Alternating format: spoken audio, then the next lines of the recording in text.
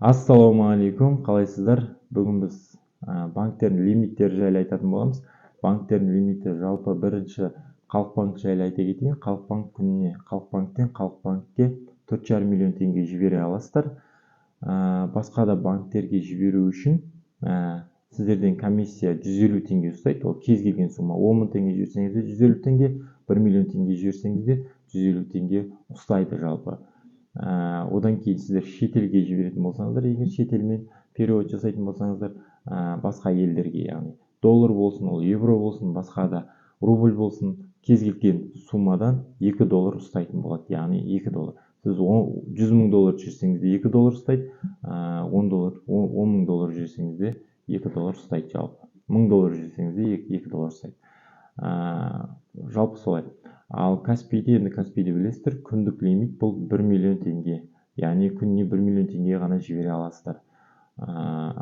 Жалпы Каспийге бесплатно. Және де басқа банктерге уже 1% ақша ұстайды. Бұл Каспий мен басқа банктерге жіберген, былайша айтқанда невыгодно.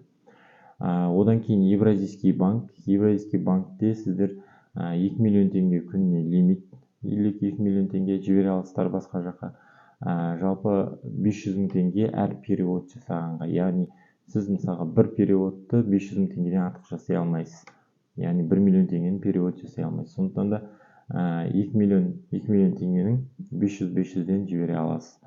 Алтын банкте енді әртүрлі переводтар, бұны енді өздеріңіз сұрақ көрсеңіздер болады, әр кезде әртүрлі болып тұрады. Жусан банкте тоже 2 миллион, бірақ 1 миллион теңге бір перевод жасағанға, яғни күніне егер 2 миллион жасағыңыз келсе, 1 миллион теңге бір рет, 1 миллион теңге бір рет. Болмаса, егер оған жетпесе, әртүрлі жасай берсеңіз болады. Жалпы бір перевод жасаған кезде сіз 2 миллион теңгені сразу жасай алмайсыз. Яғни 1 миллионнан бөліп қана жасай аласыз. Порте банкте тоже солай, бірақ бұл жерде 2 миллион теңге, бірақ бұл жерде лимит қостырып алуға болады. Сіз 2 миллион теңге Порте банкқа жібересіз, лимитті қостырып аласыз. Яғни лимит қостырғанда қалай, сіз 2 миллион теңгені жіберіп тастадыңыз, ары қарай тағы да маған ақша жіберу керек еді деп хабарлассаңыз менеджерларға, сол күнге сізге тағы 3 миллион қосып береді. Яғни общий бір күнде 5 миллионға дейін сізге перевод жасауға болады.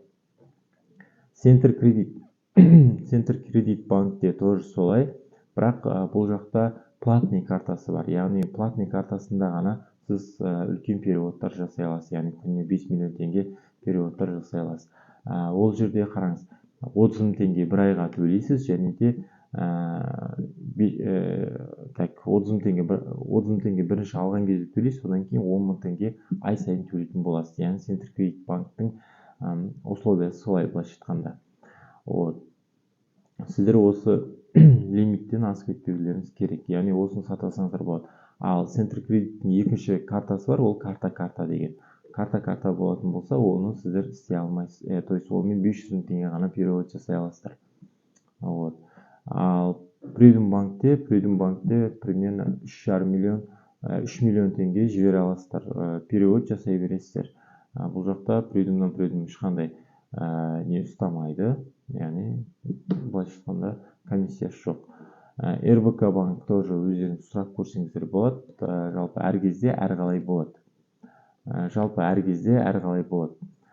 Сондықтан да негізі желательно әр банктен өзінің сұрасаңыздар болады. Одан кейін әрқайсының өзінің ашатын карталары бар. Қай банкке барсаңыз да мультивалютный карта ашуларыңыз керек. Мультивалютный карта ол былайша айтқанда оның ішінде доллар, теңге, евро барлығы болады. Сондықтан бір карта ашып отырсыңыз. Халық банкте тоже мультивалютный десеңіз береді. Каспий банкте тоже Каспий голдтарыңыз сіздердің ол. Евразийский банкте тоже мультивалютный карта бар. Бір ғана карта береді, мультивалютный десеңіз ашып береді. Алтын банкте мультивалютный деген жоқ, әрбір валютаны бөлек ашсаңыздар болады.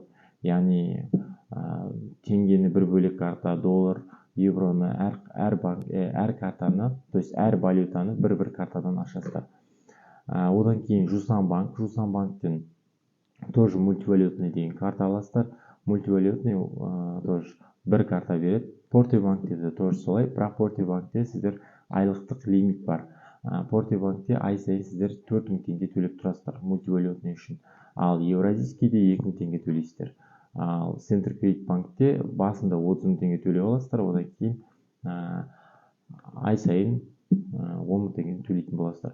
Егер басында бұны қолданбасаңыздар да болады, не обязательно 30 мың теңге төлеуім керек па? Жоқ, керек емес. Егер қолданбайтын болсаңыздар, керек емес алудың. Егер нақты керек қажетіңізге жарап тұрса, қолдану керек болатын болса, яғни есептеп көрсеңіз, жақсы үстінен пайда қалатын болса, онда алсаңыздар болады, былайша айтқанда.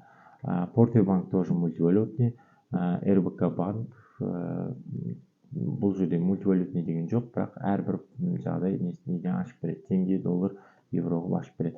Жалпы сіздер евро мен долларды сіздер международный связка жасайтын болсаңыздар ғана қолданасыздар. Сондықтан да әр банкты ашқан кезде ойланып ашыңыздар. Яғни сіздерде алдағы уақытта международный связкалар беріледі, бірақ ол сіздерге керек па, керек емес па, ары қарай өздеріңіз шешетін боласыздар. Сондықтан да сол керек болатын болса, ары қарай мультивалютныйларды аштыртып, яғни мультивалютный дегенде осы РБК банк пен алтын банкты ғана сіздер әртүрлі жаңағыдай нелерді қолдансаңыздар болады. Қалған банктерден тек қана мультивалютный ашуларыңыз керек. Неге? Өйткені мультивалютныйда мүмкіндік көп, яғни переводтар жібере аласыз, доллар, евроны қабылдай аласыз деген сияқты, жібере аласыз деген сияқты.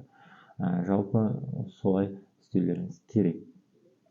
Осы жалпы лимиттер жайлы түсінікті болды деп ойлаймын. Егер түсініксіз болып жатса, ешқандай да мәселе емес, банктың өзіне хабарласып, банктың өзінен сұрасаңыздар да болады. Бұл лимиттерді не үшін айтып жатырық, бұл вообще неге керек?